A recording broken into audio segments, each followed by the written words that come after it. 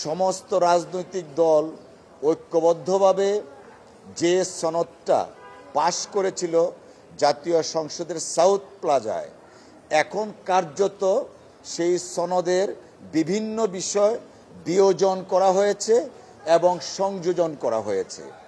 জামাতে ইসলাম বা অন্যান্য সংগঠনগুলা দেখুন, গত 1-2 দিন আগেই পতিত ফ্যাসিস্ট রেজিমের প্রধান শেখ হাসিনা 2-3টা ইন্টারভিউ দিয়েছেন।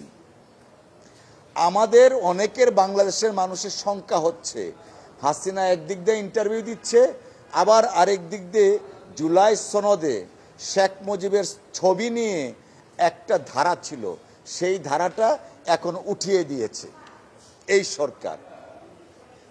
তাই মানুষের মনে শঙ্কা হচ্ছে হাসিনার ইন্টারভিউ এবং জুলাই সনদের এই ধারাটা পরিবর্তন করে দেওয়ার মধ্যে কোনো যুগ সাজস আছে কিনা।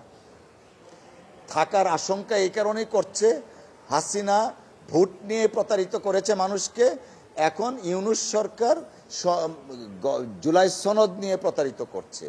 সমস্ত রাজনৈতিক দলকে সাথে নিয়ে যে জুলাই সনদ স্বাক্ষরিত হয়েছে, সেই সনদ স্বাক্ষরিত সনদের ব্যতিক্রম যদি কিছু হয়, দেশের মানুষ তা মেনে নেবে না। হাজার হাজার মানুষ রক্ত দিয়েছে কারো গোষ্ঠীগত স্বার্থ সিদ্ধির জন্য নয়।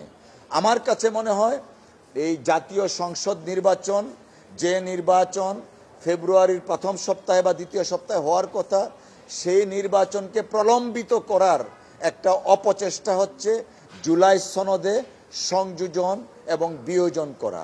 আমরা একটা কথা বলবো, বাংলাদেশের মানুষ বহুবার প্রতারিত হয়েছেন, কিন্তু প্রতারকরে বাংলাদেশের মানুষ কোনোদিন ছেড়ে দেয়নি।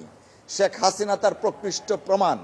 বর্তমান সরকার শেখ হাসিনার বিদায়কে স্মরণে রেখে পরবর্তী কার্যক্রম গ্রহণ করবেন, সেটাই জাতি প্রত্যাশা করছে।